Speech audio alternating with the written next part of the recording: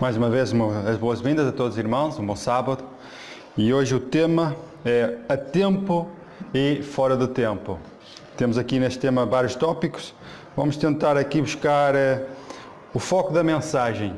Isto é algo que é preciso aproveitar, tanto a tempo como fora do tempo. O quê?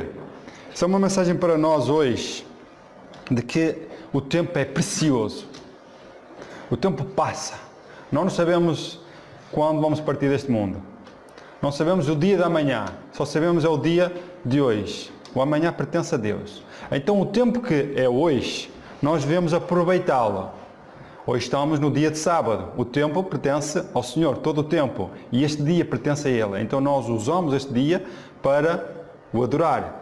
Deixamos todos os nossos afazeres durante a semana e nos reunimos em nome de Jesus para aqui neste local o adorar, o bendizer, o louvar com hinos de louvor, orando e também aprendendo destas lições através da sua palavra.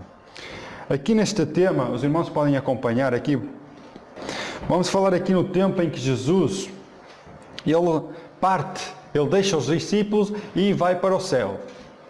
Aqui o parágrafo nos diz: em sua ascensão, Cristo se dirigiu a seus seguidores com o sagrado dever de quê? De proclamar o Evangelho do Reino de Deus a todas as nações. E agora, que Evangelho seria esse? Que mensagem era necessário transmitir a todas as nações? Qual é essa mensagem?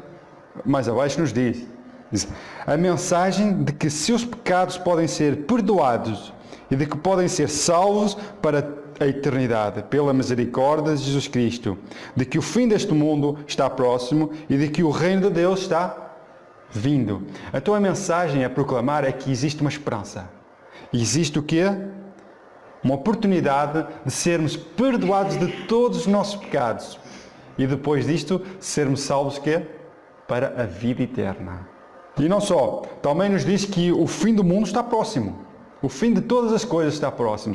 E que o fim, depois disto, o reino de Deus será estabelecido. O que é que nos mostra aqui? A misericórdia de Deus, em que todos venham ao conhecimento e que tomem uma decisão. Porque, irmãos, o amanhã pode ser tarde demais. Aqui a nota nos diz: o tempo tem corrido velozmente e a cada segundo, o que é que nos diz? A vida de alguém é interrompida num instante. Quantos de nós aqui já não vimos muitos, milhares não digo tanto, mas muitas pessoas que nós amávamos partirem? O tempo dessas pessoas terminou. E isso é um alerta para nós, porque não sabemos qual será o nosso tempo. Então hoje, se ouvirmos a voz de Deus, a nos chamar ao arrependimento, a mostrar a salvação que nos é possível dar-nos essa vida eterna, mostrando os méritos de Cristo que morreu em nosso favor, aceitando-o agora pela fé, podemos viver uma vida de esperança. E ainda que morremos, que vamos ao pó da terra, temos a certeza que Ele virá nas nuvens do céu com os seus milhares de anjos, nos despertar e nos levar para Ele. Esta é a esperança, é a vida eterna. E também mostra-nos aqui que o fim está próximo, não é? Então o apóstolo Paulo anuncia, não é? Através de Timóteo, esta mensagem, que está escrita em 2 Timóteo capítulo 4, versículo 2, que é que ele nos diz: prega a palavra, insiste a quanto? A tempo e também a fora de tempo, aconselha, repreende, exorta com toda a paciência e ensina. Vemos aqui essas mensagens de orientação que o apóstolo Paulo dá a seu aluno, né, Timóteo, para poder transmitir estas mensagens de que Cristo pagou pelos nossos pecados e que há a oportunidade de sermos salvos. Então essa mensagem deve ser pregada a tempo e também fora de tempo. Passamos agora para o segundo tópico, que nos diz serviço. O que é o serviço? O serviço é um instrumento de Deus, que é o que nos diz aqui. Agora vamos ver aqui esta mensagem que chamou a atenção, é muito importante. Diz aqui este parágrafo: Deus poderia ter cumprido seu objetivo salvando pecadores sem o nosso auxílio. No entanto, Ele escolheu os seres humanos rodeados de fraquezas como instrumentos para impulsionar os seus projetos. Então por que é que Ele usa o ser humano e não faz a obra? É uma dúvida. Se Deus pode terminar com a história proclamando Ele, usando os anjos para proclamar a mensagem de salvação ao mundo, porque é que Ele espera que homens que não são capazes, não têm experiência alguma de trabalhar nesse projeto? Nós, se tivéssemos alguma obra a fazer, nós íamos escolher alguém que tenham capacidades, não é? Por si mesmo. Mas para Deus não é assim. Está escrito que Deus escolheu as coisas loucas deste mundo para confundir as sábias. Deus escolheu as coisas pequeninas e desprezíveis deste mundo. Estão a entender? Para confundir as grandes. E, enfim, aqui vemos porque é que Deus então escolheu os seres humanos. Vamos aqui dar a resposta. A missão foi confiada às pessoas para que, ao servirem-no, pudessem o quê? Crescer à semelhança de Cristo. O serviço é a ferramenta de Deus para o crescimento cristão. Ao ajudar nossos semelhantes, também nos desenvolvemos espiritualmente. Estão a entender? Então, o propósito de Deus usar-nos, que é o serviço, que é uma ferramenta de Deus, é para, não só para outros, mas para mim. Então, quando nós colocamos-nos ao serviço do Senhor, para transmitir essas mensagens, não só transmiti-las, mas também vivê-las, nós somos transformados, nós somos moldados. À semelhança de quem? Do próprio Cristo. Porque Ele foi o maior instrumento usado por Deus para transmitir todas as mensagens. Ele foi o maior missionário que o mundo já conheceu. Estão a entender? Então, pelo serviço, nós podemos ser transformados. Próximo tópico. Como podemos nos tornar, então, missionários? Não só missionários, mas missionários eficazes. Como? Aqui vamos dar um exemplo. Quando Cristo deu esta comissão definida aos discípulos, qual foi essa comissão? Ide por todo o mundo e pregai o quê? O Evangelho. Diz que este pequeno grupo não tinha riquezas, nem poder, nem educação. Então, como poderiam cumprir a ordem de Jesus? Estão a entender? Parece que é algo impossível. Mas o que é impossível aos homens? Não ouvi? É possível para Deus. Ainda bem que sim. Ainda bem. Então, como é que podiam agora os discípulos tornarem-se missionários eficazes? Nós vemos aqui nesta condição, que fala aqui quando Cristo foi crucificado e morreu. Como é que estavam os discípulos? Diz aqui, os discípulos ficaram desanimados ao verem o seu amado mestre ser crucificado. No entanto, o que é que diz aqui?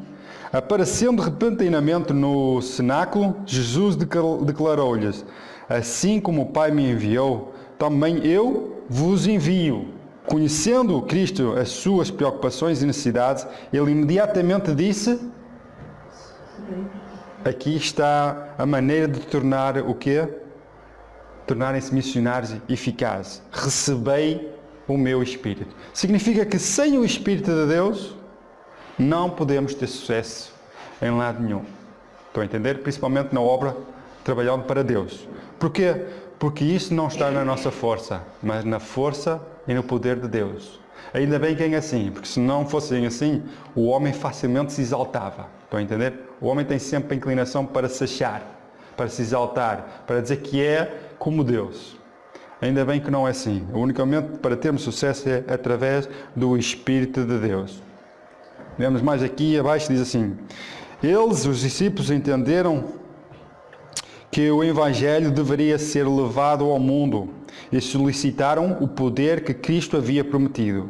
Foi no dia de Pentecostes que os discípulos receberam confiança e coragem, as qualidades essenciais para a obra da salvação.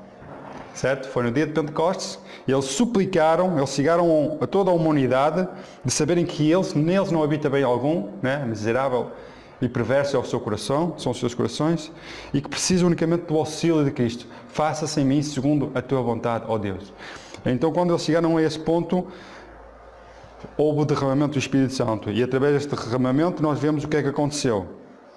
O Senhor forneceu à Igreja os talentos necessários para o cumprimento de sua grande comissão, dando a ela, à igreja, a capacidade de compreender e pregar em todas as línguas existentes naquela época, bem como o poder de curar os enfermos e ressuscitar os mortos, como ele havia predito.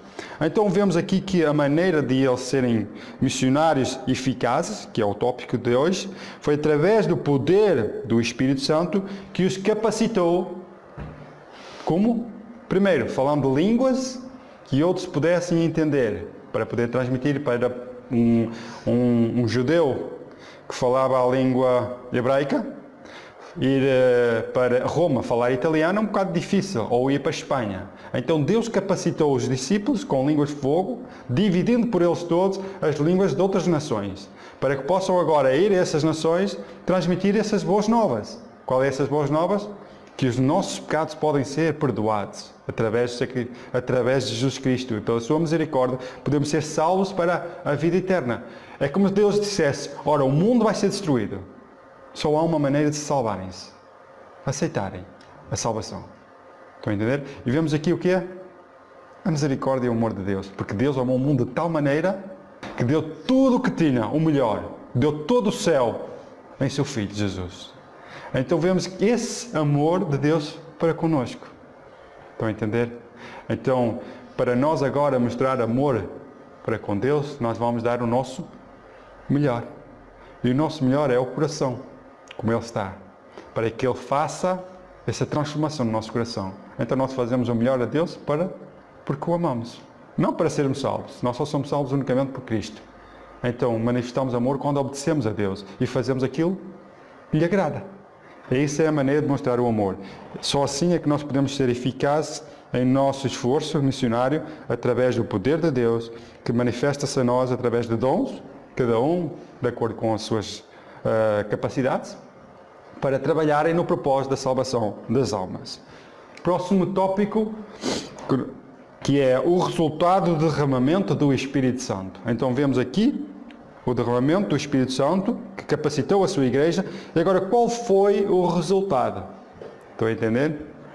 Diz aqui, logo no início: impulsionados pelo desejo de proclamar a verdade, os discípulos percorreram o quê? O mundo. Milhares ouviram a mensagem da salvação. Muitas igrejas cristãs foram organizadas na Grécia, Macedónia e Índia, e mesmo na cruel Roma, que tanto odiava e perseguia os cristãos. Houve conversas até entre os da casa de César. Irmãos, estamos a ver o que é aqui o resultado do derramamento do Espírito Santo? Vemos aqui que a igreja cresceu em tal maneira, em todos os lados, na Grécia, Macedónia e Índia, mesmo na Roma, que perseguia os cristãos, até dentro da própria casa de César. E vemos que aqui o derramamento do Espírito Santo, ele colocou o quê? O desejo dos discípulos de proclamar. Irmãos, quando nós recebemos o Espírito Santo, é algo que cresce em nós, que nós não conseguimos controlar. É como o Jesus fala a Nicodemos, é como o vento. Ele sopra onde quer, não sabemos de onde vai nem para onde, de onde vem nem para onde vai. Assim são todos aqueles que recebem o Espírito Santo, aqueles que vêm do Espírito, nascem do Espírito. Cresce um desejo no ser humano que é... Irmão, só quem passa por esta experiência é que consegue entender. Que vale a pena passar, vale a pena nos entregar nas mãos do Senhor para que Ele faça em nós essa transformação. E diz mais aqui ainda, diz: quem bebe da água viva torna-se uma fonte de vida. O recebedor torna-se doador.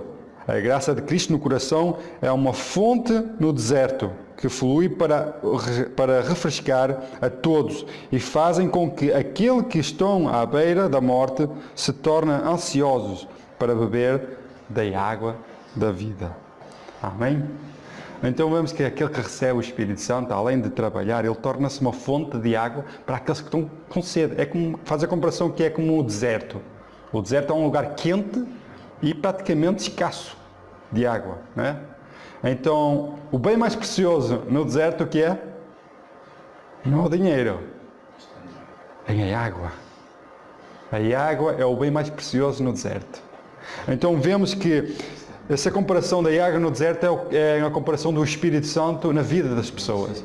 As pessoas precisavam do Espírito Santo para ficarem saciados. É isto que Jesus tem para oferecer. O Espírito, quando ele fala com aquela mulher a samaritana, lá no poço, disse: se tu beberes da água que eu tenho para te oferecer, nunca mais terás sede. E serás uma fonte que jorra pela vida, não é? Então vemos que a samaritana, quando recebe a palavra de Deus, quando recebe o Espírito Santo, ela torna-se um instrumento para dar aquilo que de graça recebeu. O que é? O Espírito, a palavras da vida para consolar a outros, para que outros possam também vir ao conhecimento dessa mesma fé, dessa mesma esperança. Diz aqui, para terminar este exemplo do resultado do derramamento do Espírito Santo, diz: o Espírito de Cristo é um Espírito missionário. O primeiro impulso do coração convertido é também encaminhar outros ao Salvador. Então, aquele que recebe as palavras da vida, aqueles que recebem a fé e a esperança em Jesus, eles agora são instrumentos para transmitir e apresentar aquele que tudo fez e faz em nosso favor, o Salvador Jesus. Então eles não se calam. Isso é o resultado de quê? Tem a manifestação do derramamento do Espírito Santo na pessoa. Essa pessoa não se cala. Essa pessoa partilha com outros a Jesus Cristo e o que Ele fez na nossa vida. Então é como nós experimentássemos, estivéssemos todos doentes e alguém encontra um remédio. E essa pessoa toma esse remédio e fica curada. Estão a entender? Agora, o que essa pessoa quer é curar todos os outros. E diz essa pessoa: tomem este remédio, que é Jesus. Ele me transformou, Ele me salvou. Todos vocês podem ser curados das vossas enfermidades. Porque de graça, Deus deu ao mundo o remédio, a solução para os nossos pecados, que é o sangue de Jesus. Próximo tópico. Obedeçam às ordens de marcha. Irmãos, aqui fala numa história, eu vou ler, para dar um exemplo sobre nós hoje, a igreja. Porque muitos estão preocupados com se vão fazer assim e vão ter resultados positivos ou não. Muitos estão preocupados com o resultado e perdem demasiado tempo com isso em vez de marchar, como diz a ordem. Diz aqui este parágrafo. O Duque de Wellington achava-se presente uma vez a uma reunião em que um grupo de crentes discutia a possibilidade de êxito do esforço missionário entre os pagãos. Apelaram para que o Duque opinasse e o que achava de tais esforços, se seriam capazes ou não de produzir um sucesso correspondente ao que custavam. O velho soldado, esse mesmo Duque, respondeu: cavalheiros, quais são as vossas ordens de marcha? O êxito não é o que deveis discutir. Se leio corretamente, vossas ordens, elas dizem: ide por todo o mundo, pregai o Evangelho a toda a criatura. Cavalheiros, obedecei às vossas ordens de marcha. Às vezes, alguém de fora nos dá uma lição àqueles que estão dentro. Estão a entender? Aqui não importa o que é que nós, a maneira com que nós vamos transmitir, isso vai ter resultados. O que interessa é que nós avancemos, que nós anunciemos aquilo que recebemos. Isso é o resultado, pertence a Deus. Porquê? Porque muitos, eu vou fazer uma comparação, muitos insistem em semear, vamos passar para a parte da agricultura, em semear em rochas. Cavar a rocha e meter lá a semente. Estão a entender? Onde a verdadeira semente, ela só vai ser germinada, só vai crescer quando é semeada aonde? Em boa terra e não em pedregais, em pedra. Então, porquê? Porque nós precisamos que alguém prepare o caminho. Estão a entender? Para que a mensagem, isto é, a palavra de Deus, seja semeada. Porque a palavra de Deus é a semente que vai crescer agora no coração das pessoas. E diz-nos aqui a nota: caso vocês se empenhassem no trabalho de Cristo, o que é que aconteceria? Anjos de Deus iriam adiante, abrindo o caminho e preparando o coração para receberem o Evangelho. Se cada um de vocês fossem um missionário vivo, a mensagem para o tempo seria rapidamente divulgada em cada país, a cada povo, nação e língua.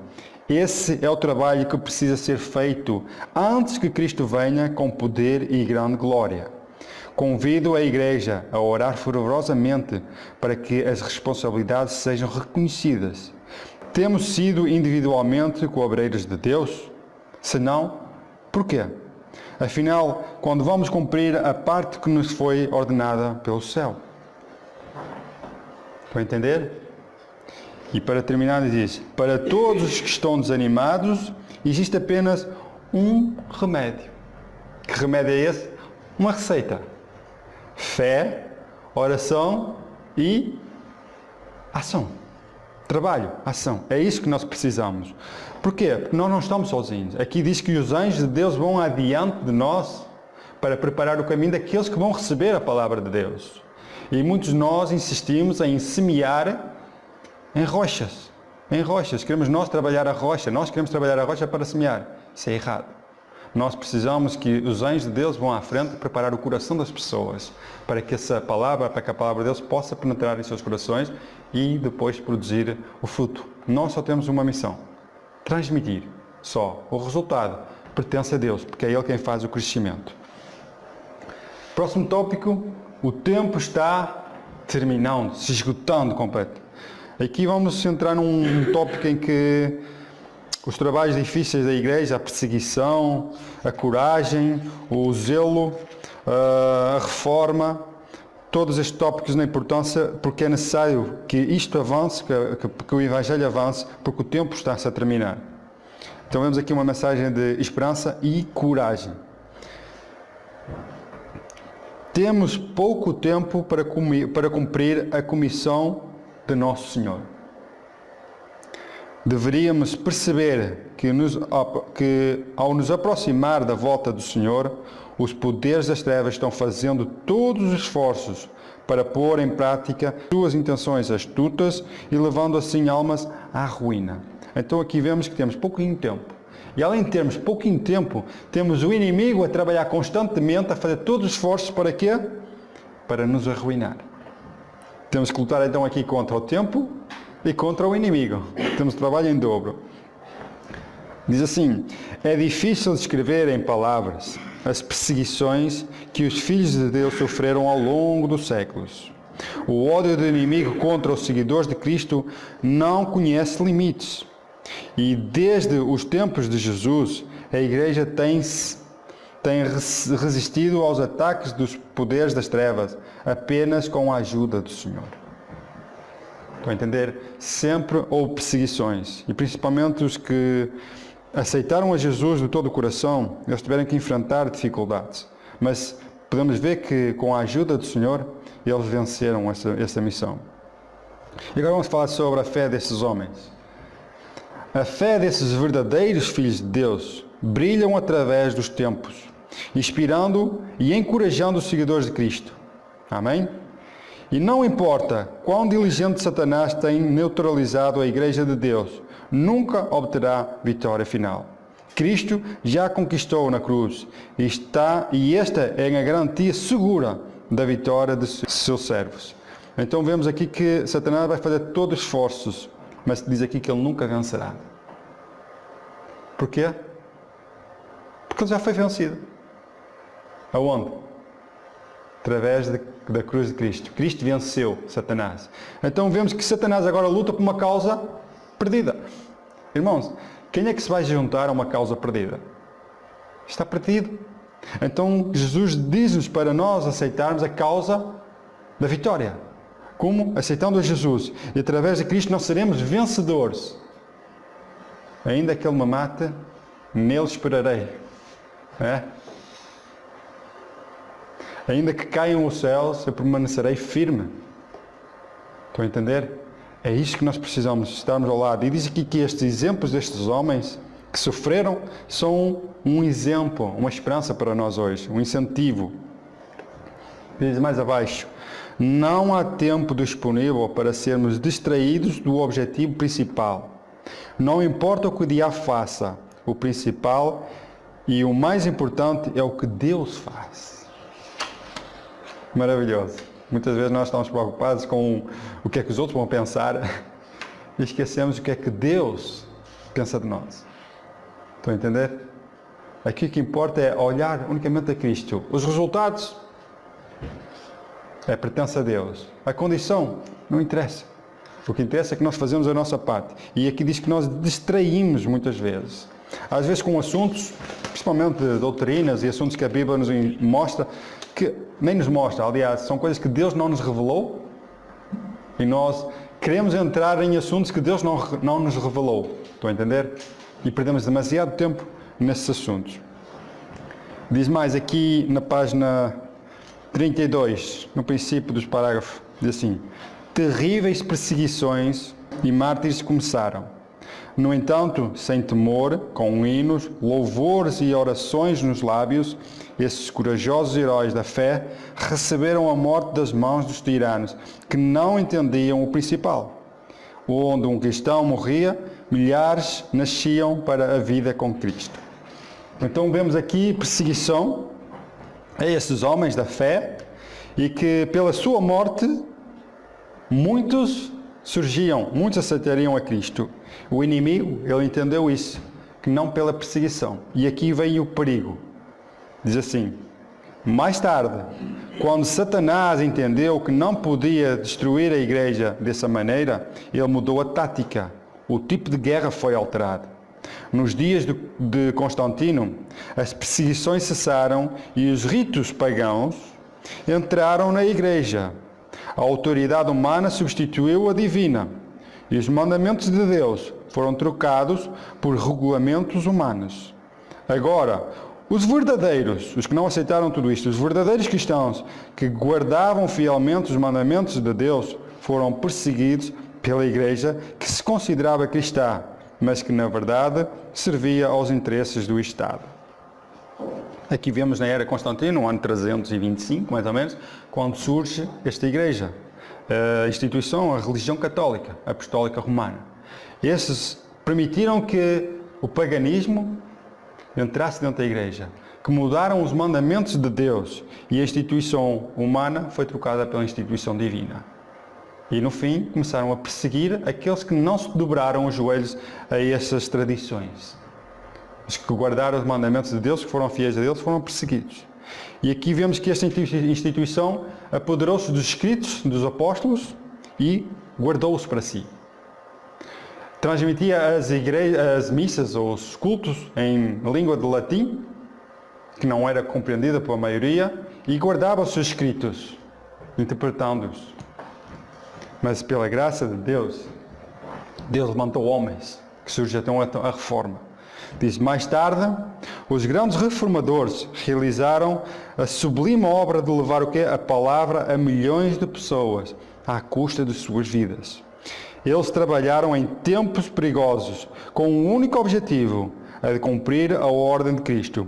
E este Evangelho do Reino será pregado em todo o mundo. E vemos aqui esta controvérsia que irá cada vez crescer e tornar-se mais e intensificará cada vez mais. Então vemos que aqui que a palavra de Deus, o Evangelho, só através desta reforma ela foi possível transmitir a todo o mundo. Então hoje, à custa de muito derramamento de sangue de homens fiéis a Deus, que fizeram de tudo para que o Evangelho saísse agora a palavra de Deus saísse da instituição católica e agora passasse para nós hoje. Hoje, pela liberdade que Deus nos deu, pelo poder de Deus, chega até mim a palavra de Deus. E traduzida na minha língua, no meu idioma. Irmãos, isto passou por grandes lutas. Satanás não quis que este livro, a Bíblia Sagrada, fosse espalhada pelo mundo. Porque essa organização fechou-se. Tirando a ordem que Jesus disse, pregai a todo o mundo, nações. Mas pela graça de Deus, Deus levantou-se homens fiéis, íntegros, que fizeram o trabalho de espalhar a palavra de Deus a todo o mundo. E hoje chega até nós, pela graça de Deus. Aqui está escrito, mais uma vez, eu vou repetir, a controvérsia está ocorrendo e se intensificará. Não importa que tipo de perseguição o inimigo empreenda, ou como tenta neutralizar a mensagem, ele não terá sucesso e a verdade será pregada. Cristo venceu essa controvérsia e seu triunfo abriu o caminho da vitória para nós. Não se desanime, não se desanime. Em nome de Jesus, que já venceu e nos dá força para vencer, tenham então coragem. Amém? Então vemos que não devemos animar. A perseguição vai existir e esta luta vai intensificar-se, mas por Jesus Cristo nós seremos vencedores. É uma causa que já está ganha em Cristo. Passando ao próximo tópico. Instrumentos aonde? Instrumentos nas mãos de Cristo. E vamos dar aqui um exemplo de um homem que faz esculturas. Diz assim como um escultor começa com um pedaço de granito simples e usa ferramentas apropriadas para criar uma bela escultura, do mesmo modo podemos ser instrumento nas mãos do nosso Criador. Estão a entender? Faz uma comparação. Como é que nós podemos ser instrumento nas mãos do nosso Criador? Irmãos, muitas vezes nós queremos usar o Espírito Santo como instrumento, mas não entendemos que é o Espírito Santo que nos usa como instrumento. O instrumento somos nós, para transmitir a outros esta mensagem. Diz aqui, deve haver entre nós muito mais oração e muito menos espírito de incredulidade. É um ingrediente principal, fundamental para nós, haver mais oração e menos falta de fé. Precisamos da presença do Santo Espírito de Deus.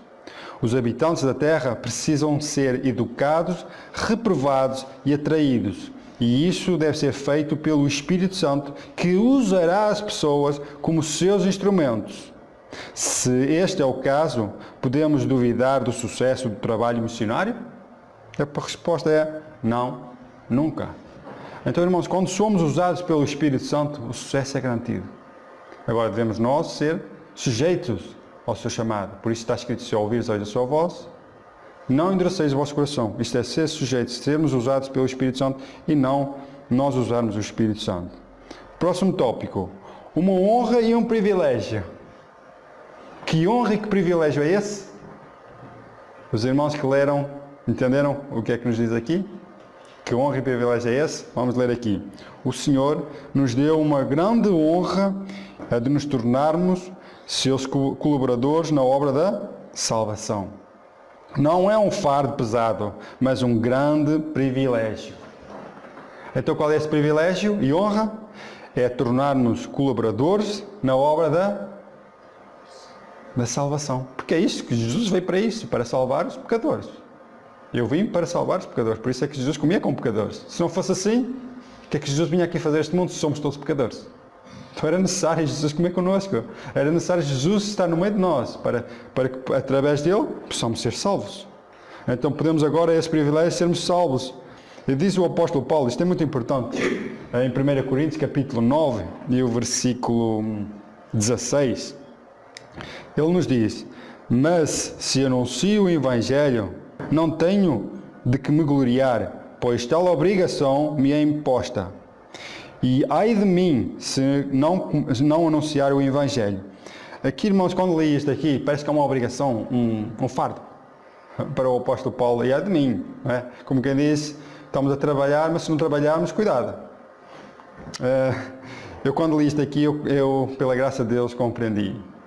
Nós vamos dar um exemplo. Os nossos pais, os nossos avós, eram pessoas ativas, que trabalhavam incansavelmente. E quando adoeciam, eles tinham que ir ao médico, mas disseram, vais ter que ficar uma semana ou duas em casa a repousar, para recuperar. Para esses nossos pais e avós, que trabalhavam incansavelmente, parar era morrer. Eles ficavam um dia ou outro na cama, já queriam trabalhar, já queriam estar no ativo, estão a entender? Não aguentavam estar parados. O apóstolo Paulo dá mesmo esse exemplo. Parar de evangelizar é morrer. Ai de mim que deixe de fazer isto, como quem diz, eu vivo para isso. Se viver sem isto, eu prefiro morrer. Estão a entender? Ai de mim que não pregue, isto é, ele tem a obrigação, é uma obrigação, ele sente-se na obrigação de estar no ativo. Estão a ver a comparação do apóstolo Paulo, porque ele sabe que muitas almas estavam a aparecer e que precisavam dessa salvação, desta experiência com a esperança de um dia reencontrarmos com o nosso Senhor nos ares e estarmos para sempre com Ele. E é isso o trabalho desse evangelista, o apóstolo Paulo. Nós podemos ler aqui em Mateus capítulo 24 e versículo 14, que nos diz: e este Evangelho do Reino será, atenção, aqui é uma certeza, será pregado pelo mundo inteiro para testemunho a todas as nações. Então virá o fim. Aqui sabem, irmãos, que nos diz que com ou sem a nossa participação, essa obra será realizada. Estão a entender? Este Evangelho será pregado. Para quê? Para testemunho. Isto é um testemunho que Deus dá da sua misericórdia, de dizer, é a nossa única maneira de sermos salvos. Estão a entender? Para que nós possamos receber este testemunho e tomar a decisão. Estão a entender? Deus quer que nós tomemos a decisão. Não é? Por isso é que está escrito. O que é que está escrito em Apocalipse? Eis que estou à porta e bato.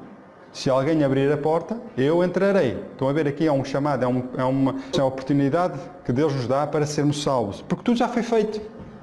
Tudo já foi feito. Só precisamos de uma coisa. O quê? O que é que precisamos? Aceitar. Abrir a porta. E quando abrimos a porta e Jesus entra na nossa vida, irmãos, que transformação. Tornamos o quê? Uma fonte de água viva para todos os que nos rodeiam. Para terminar este tópico sobre esta honra e privilégio, diz que alguns têm uma escolha. É o que está aqui escrito. O que é que nos diz aqui? Todos. Deus não faz exceção de pessoas. Todos têm uma escolha a fazer. Ser ou não um cobreiro de Cristo na conclusão da obra do Evangelho. Agora tenho aqui várias perguntas. Você pode perguntar: o que eu posso fazer? Se ficar apenas sentado, não fará nada.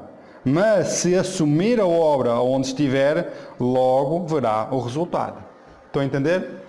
Como diz, parar é morrer. Sentar é estar parado. Estão a entender? Então significa que é morrer. Então vemos que nós devemos o quê?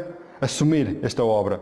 Aonde quer que estejamos, pode ser na nossa casa, no trabalho, onde estivermos, podemos fazer essa obra. Estão a entender? Há o testemunho que ele é falado e também há aquele testemunho vivido. Estão a entender? Aquele testemunho silencioso. Também mostramos a quem está ao nosso redor que somos seguidores de Cristo e o que a graça de Cristo faz na nossa vida. Essa transformação. E ao fazermos isso, Ele vem os nossos frutos e glorificam a nosso Pai que está nos céus. Agora, o último tópico. O poder do... Lembram-se de eu falar agora o nosso testemunho? Ele tem um poder. As nossas palavras, ele tem poder, não é? Está escrito que pelas nossas palavras nós salvamos-nos ou nós nos condenamos. Estão a entender? Isso é, pelo que nós dizemos, pelo que nós fazemos. Agora, temos aqui o exemplo deste testemunho. Irmão, quando eu li este testemunho, fiquei encantado. É claro que isto é uma história, não é? E quando olhamos para este menino, nós ficamos a pensar, afinal aqui, compreendemos porque é que Jesus disse, não tornarmos como criancinhas, não podemos entrar no reino de Deus.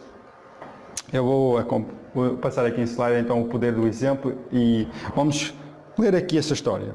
Diz aqui: após a passagem de uma grande tempestade costeira, milhares de estrelas do mar estavam espalhadas pela praia, movendo ansiosamente seus tentáculos.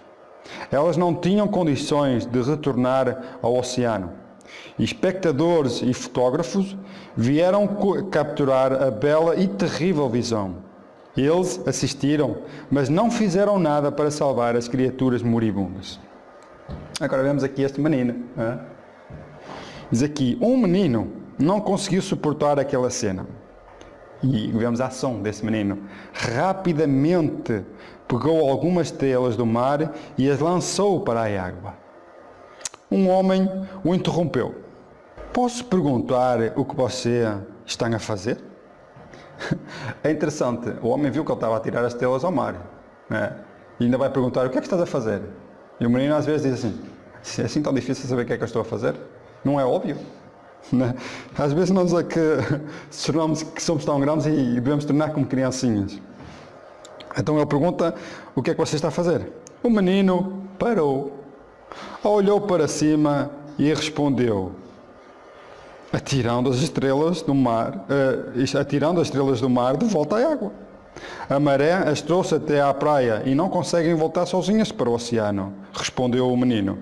Quando o sol ficar alto, elas morrerão, a menos que eu as coloque de volta na água. Estão a ver aqui a resposta do menino? Então, não vês que eu estou a pegar nas estrelas e a lançar de volta ao seu habitat? Estou a tentar salvá-las. É o que o menino estava a fazer, mas o homem não via isso. Será que ele não via isso? Às vezes nós não compreendemos certas coisas.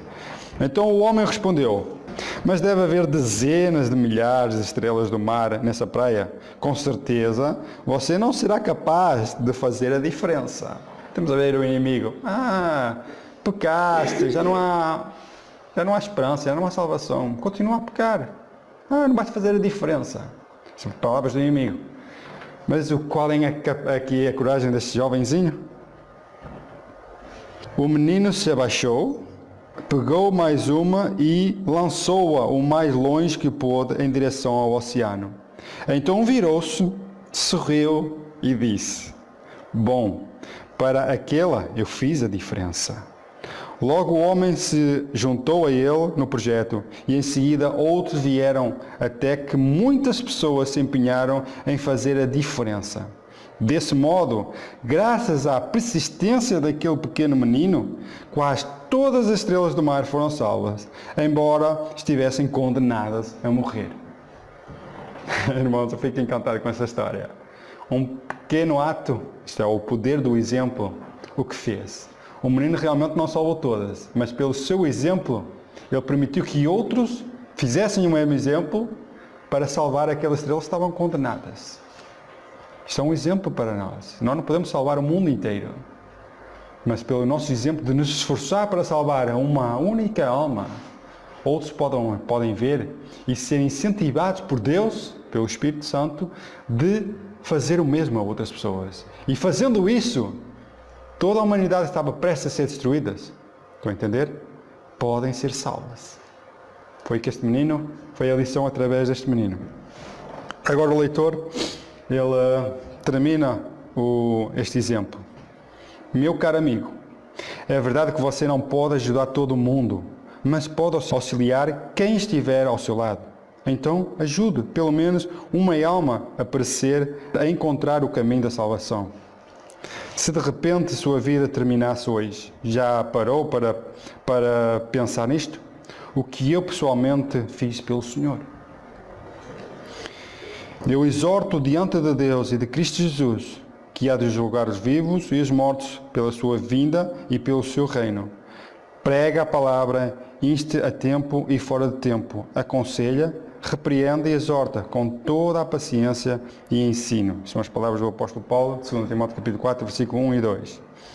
O fim está perto, oculta e imperceptivelmente, semelhante à silenciosa aproximação de um ladrão no escuro.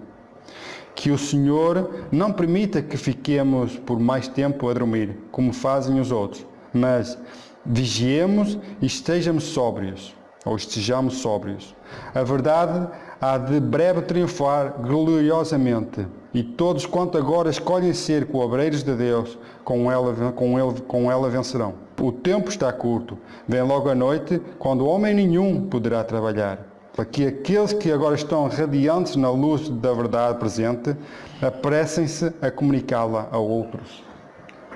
E para terminar esta lição de que é tempo e fora de tempo, e o poder do exemplo, nos diz: a verdade está prestes a alcançar a vitória. A obra da salvação será concluída. Torne-se um participante deste glorioso triunfo. Amém. Irmãos, o tema de hoje, a tempo e fora de tempo, é que não interessa como iremos fazer. O que importa é que estejamos em ação. Que fazemos o nosso trabalho de transmitir aquilo que de graça recebemos, apresentar a salvação a outros. Estão a entender? O resultado pertence a Deus. E que se toda a gente trabalhar neste propósito, em breve este Evangelho do Reino será pregado a todo mundo. Qual é essa mensagem? É que os nossos pecados podem ser perdoados. Estão a entender? Temos a oportunidade de sermos perdoados e sermos salvos com estas estrelas do mar para a vida, mas não uma vida qualquer. É a vida eterna, por toda a eternidade, porque o mundo vai ser destruído. Então vemos aqui nesta mensagem a misericórdia de Deus, que não tem prazer na morte do ímpio, mas que o ímpio se arrependa e se converta ao Senhor, que Ele é misericordioso em nos perdoar. Que Deus abençoe esta lição e que muitas almas hoje possam confiar em Deus e fazer a sua parte, para que outros possam ver e também contribuir, para que este Evangelho seja pregado para todo mundo e que possamos abreviar o quê? A volta de Jesus no novo céu e terminar com esta história deste mundo de sofrimento e pecado para participarmos da glória do Senhor. Que Deus abençoe, é o meu desejo, em nome de Jesus.